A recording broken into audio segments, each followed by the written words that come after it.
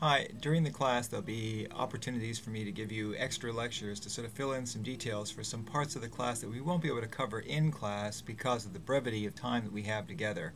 As you know, this is a hybrid class, so we only really have 7 weeks together. So on occasion I'll be giving you these small mini lectures to sort of help supplement the material in the class.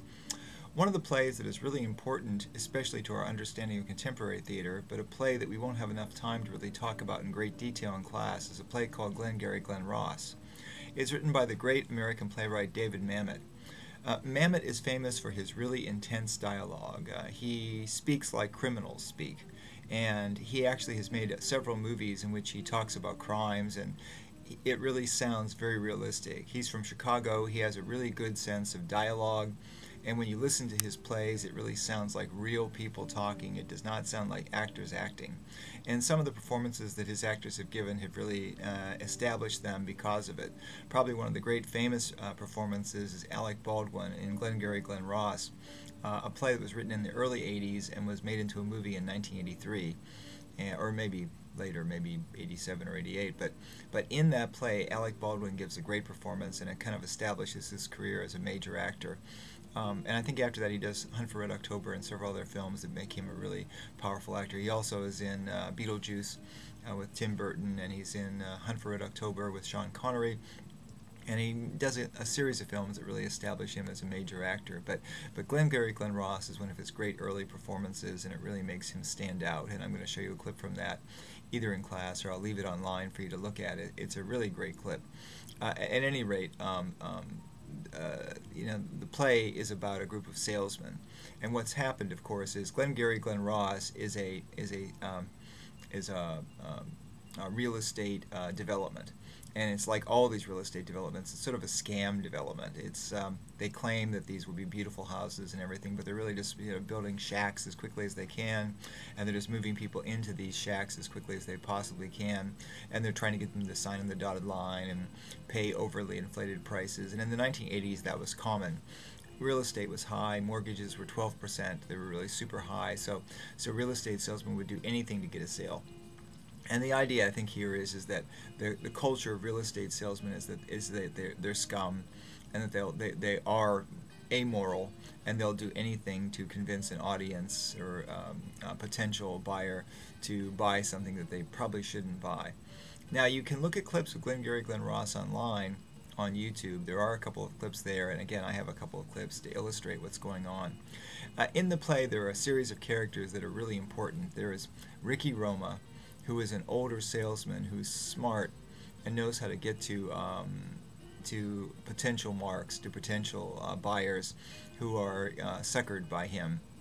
And he has a very long monologue in the play that's pretty funny, in which he's talking to a guy in a bar about philosophy, and after about 10 or 15 minutes of talking to him about, do whatever you want to do, life is what you make it, kind of describing an amoral philosophy, he says, you're a guy just like me, we're all just guys, we all screw up, everyone makes mistakes, and there's no reason to be unhappy and stuff. Have a drink. And at the end of it, he kind of stops and says, hey, I want to tell you a little bit about a really good investment opportunity. So he kind of gets the guy to be his friend, and then he sucks him into this buying scheme. And of course the guy signs in the bottom line, and then later in the play he wants to pull out because his wife tells him he does not want to buy real estate, that he should not buy real estate just because he's met some guy. And of course Ricky Roma kind of lies, tries to tell the guy the contract has gone downtown and that the contract's already gone in, but the guy is trying to explain to Ricky Roma that his wife has told him he has so many hours, like 48 hours, to change his mind, and Roma's trying to tell him the contract isn't around because he doesn't want him to change his mind. He doesn't want him to pull out of the deal, and of course in the end someone blows it and just says, yeah, that contract didn't go downtown. So Ricky Roma's scam is blown, and the guy has to give the guy his contract back, which is legally what he's supposed to do, but he's trying to avoid it because he wants to make the money by ripping the guy off. And the real mainspring of the play is that there are a series of salesmen that are concerned because there are a group of leads that they need. They call them, cold leads, but that is that they have people online or people that call on the phone and ask people, would you like to have a salesman come out and talk to you? And sometimes people that are really good potential clients that do want to buy houses and do want to buy real estate do say, yeah, I'd like to talk to a salesman, and those are what's called good leads. But there are also a lot of people that just get on the phone and just start talking to a salesperson on the phone because they're just lonely and they just want someone to talk to. And those people are not good leads. They're kind of cold leads. They're leads that aren't going to lead to any kind of sales at all. And Roma actually really gets really angry because a lot of his leads end up having a last name that's Patel, Patel, and that's a generic last name used by a lot of Indian people because they don't want to give out their real last name for a number of reasons, religious reasons and cultural reasons. But whenever Ricky Roma sees a Patel, he knows it's an Indian client, and he knows that they're going to be very hard to sell to. So he just goes off and starts screaming about Patels and how he hates getting Patel leads because they're never going to lead to a real sale. And it's a funny scene because it shows that Ricky Roma, who's probably Italian American, is extremely racist and really sort of hates Indian people and all that stuff. So it's a funny scene in the play, and David Mamet has a good time kind of making fun of the salesman. But the mainspring of the play, and although the play, not a lot happens in the play, we just kind of learn about these salesmen, they talk a lot. The mainspring of the play is that there have been a group of leads, and the leads have been stolen. And someone's broken into the real estate office and stolen the leads. And the idea, of course, is that they're either going to market those leads to somebody else, or they're going to use the leads to land some sales themselves. Now, you would think that that would just basically tip off who had stolen the leads right off the bat, but apparently that's not the case. That the theft is more substantial than that. So one of the issues with the play is really trying to understand who has done the theft, and it becomes a bit of a mystery. The key to Glengarry Glen Ross is the characters. Again, Ricky Roma is sort of the prime closer. He's the one that goes up to this guy named Link and basically tries to get him to buy the real estate by talking to him in a bar and winning him over. The other characters are Williamson, who's sort of the office manager, and Shelley Levine. Levine, played by Jack Lemmon in the movie, is an older salesman who hasn't had a hit in a while, hasn't been able to sell much real estate. He tries to coerce Williamson into giving him some of these Glengarry Glen Ross, the really good leads, but he says, you know, the rest of the leads are crap, and he tries to offer him money and everything. And Williamson actually says, well, I'll sell you some of the leads, but I want the money up front. And of course, Levine doesn't have the money, and he can't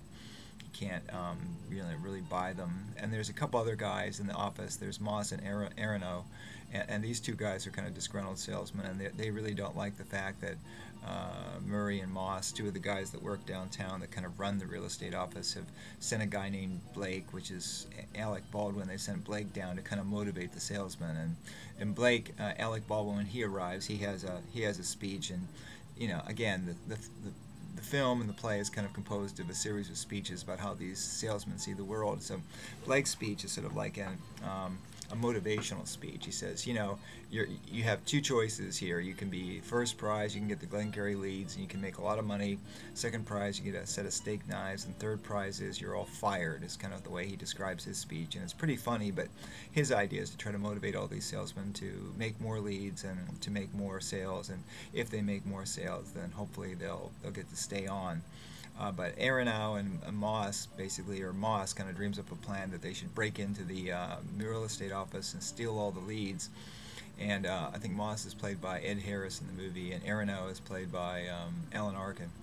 And Moss just says, listen, if we break in, we can steal all these and we can make a lot of money. And Aronow says, no, that would be robbery. And Moss kind of threatens him and says, look, you know, now that you've already heard this, you already know about it, so you're an accessory before the fact, so you know, you should really help me break in. And anyhow, you know, those are the big characters, is Aronow, Moss, who kind of think about, you know, breaking into the office and stealing the leads, and their idea is to steal the leads and kind of sell them to another real estate company so that somebody else can make the money off of them, because they're just kind of pissed off at Murray and Moss for threatening them and not really giving them any good leads and not really helping them to sell very much. So there's those guys. There's Williamson, who kind of runs the office, who kind of talks with Jack Lemmon, who is Levine, and Levine hasn't sold in a long time. Williamson is just kind of an office manager. And then there's Roma, who's the guy who's out there at the bars closing by grabbing some guy named Link and basically trying to get him to buy real estate he really doesn't want. So that's kind of the plot of the play. And then, of course, in the second act, what happens is they come back the next day, and we see that someone's broken into the office and has stolen the leads, and now we have to figure out who's actually really done it. And it could be any of them. You know, they're all kind of motivated. So it's kind of the police are walking around and they're taking people into the back office, and then Link comes back and tries to get his contract back from Roma because his wife has told him he doesn't want to buy real estate. And then there's kind of a meltdown, and they try to figure out who is, you know, stolen what from who. And I think in the end, you know, Levine, you know, admits to it, or you know, he's going to go downtown and they're going to crucify him for stealing the leads. But the whole idea is it's not so much about who stole what. The idea is that the business of real estate really stinks, that the people are amoral, they don't care, they're unscrupulous, they'll do anything to sell to people, and that I think it's sort of a commentary on the Reagan years, this idea that making money is really good. Some of you may have seen the movie Wall Street with Michael Douglas, and in that, you know, Michael Douglas makes the wonderful pronouncement back in the 80s that greed is good. And I think a lot of people became very greedy during the Reagan years. They wanted to make money more than anything, and they were willing to do anything to do it. So David Mamet is kind of commenting on this American ethos, kind of after a death of a salesman kind of story. Sort of more of a story saying that, you know, if greed is the mantra of American society, then there's something wrong with American society. It's a very, very powerful play. I welcome you all to read it. I'm going to show you a couple of clips now, and I hope this helps you to understand Glengarry Glen Ross, a very important play from the 1980s that won the Tony Award and was very successful and was made into a very successful movie. I welcome all of you to read the entire play because I will ask questions about the play on the test. And I suggest to all of you that if you get a chance to see the film of it, the film is really good and widely available, and you can find it at video stores, and you can find it online, but it's really an important American film as well. And thanks for listening, and here's a couple clips. Thank you. Bye. But you're talking about what? You're talking about bitching about that sale you shot. Some son of a bitch don't want to buy land. Somebody don't want what you're selling. Some broad you're trying to screw, so forth. Let's talk about something important. Are they all here? All but one. Well, I'm going anyway. Let's talk about something important. Put that coffee down.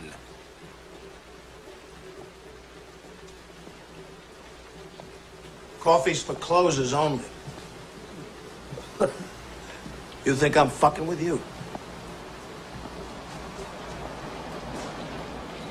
I am not fucking with you. I'm here from downtown. I'm here from Mitch and Murray. And I'm here on a mission of mercy.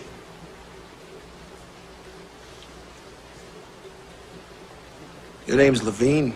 Yeah. You call yourself a salesman, you son of a bitch? I don't gotta listen to this shit. You certainly don't, pal. Because the good news is you're fired. The bad news is you've got just 1 week to regain your job, starting with tonight. Starting with tonight's sit. Oh, have I got your attention now? Good. Because we're adding a little something to this month's sales contest. As you all know, first prize is a Cadillac Eldorado. Anybody want to see second prize? Second prize, a set of steak knives. Third prize is you're fired. You get the picture? You laughing now? You got leads. Mitch and Murray paid good money. Get their names to sell them. You can't close the leads you're given. You can't close shit. You are shit. Hit the bricks, pal, and beat it, because you are going out. The leads are weak. The leads are weak. The fucking leads are weak. You're weak. I've been in this business 15 years. What's your name? Fuck you. That's my name. You know why, mister? Because you drove a Hyundai to get here tonight. I drove an $80,000 BMW. That's my name.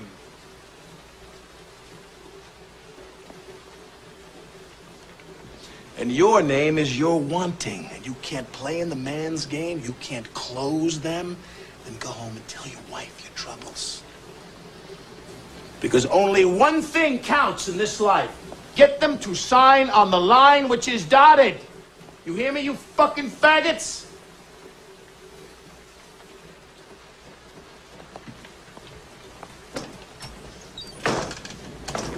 A, B, C. A, always B, B, C, closing. Always be closing.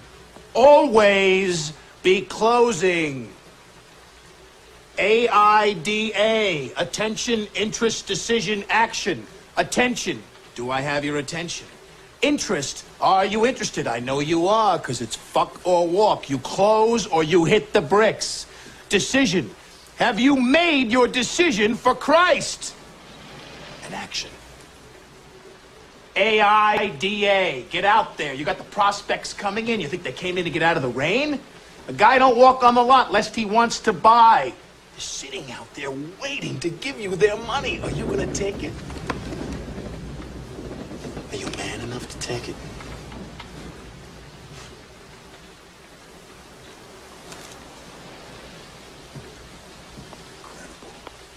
What's the problem, pal? You, Moss. You're such a hero. You're so rich. How come you're coming down here wasting time with such a bunch of bums? You see this watch? You see this watch? Yeah. That watch costs more than your car. I made $970,000 last year. How much you make? You see, pal, that's who I am, and you're nothing. Nice guy? I don't give a shit. Good father? Fuck you. Go home and play with your kids. You want to work here? Close. You think this is abuse? You think this is abuse, you cocksucker? You can't take this. How can you take the abuse you get on a sit? You don't like it? Leave. I can go out there tonight. The materials you got make myself $15,000. Tonight, in 2 hours, can you? Can you? Go and do likewise. AIDA. Get mad, you son of a bitches. Get mad. You know what it takes to sell real estate? It takes brass balls to sell real estate.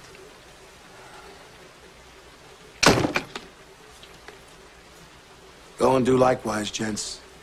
The money's out there. You pick it up, it's yours. You don't, I got no sympathy for you. You want to go out on those sits tonight and close, it's yours. Not, you're going to be shining my shoes. And you know what you'll be saying? Bunch of losers sitting around in the bar. Oh, yeah, I used to be a salesman. It's a tough racket.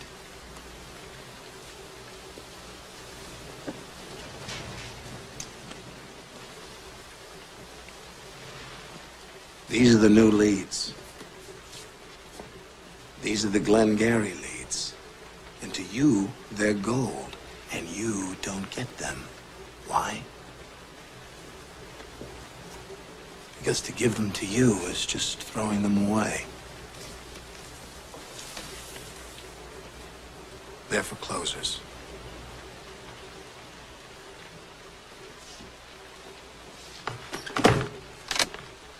I wish you good luck, but you wouldn't know what to do with it if you got it.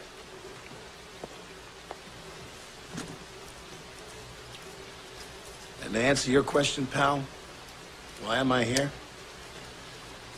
I came here because Mitch and Murray asked me to. They asked me for a favor. I said, the real favor, follow my advice and fire your fucking ass, because a loser is a loser.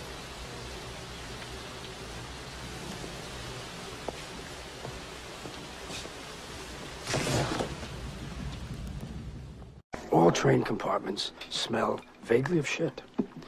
It gets so you don't mind it. That's the worst thing that I can confess. You know how long it took me to get there? A long time. When you die, you're gonna regret the things you don't do. You think you're queer? I'm gonna tell you something. We're all queer. You think you're a thief? So what? You get befuddled by a middle-class morality, get shut of it. Shut it out. You cheat on your wife? You did it. Live with it. Fuck little girls? So be it. There's an absolute morality? Maybe. And then what? If you think there is, go ahead, be that thing. Bad people go to hell? I don't think so. You think that? Act that way. A hell exists on Earth? Yes. I won't live in it. That's me.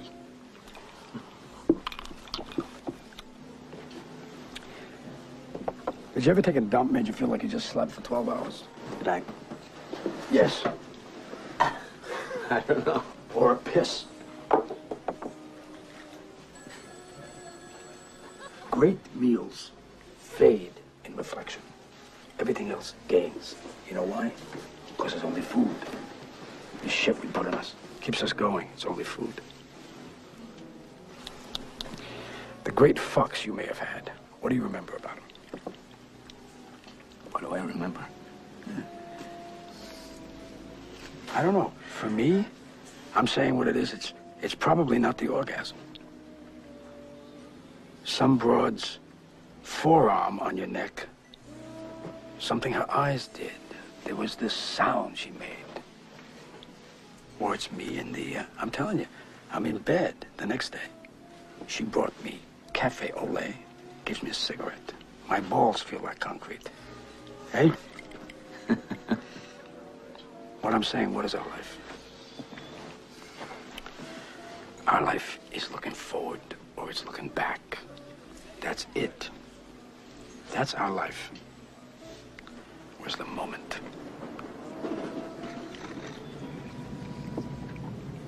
And what is it we're so afraid of? Loss. What else? The bank closes. We get sick.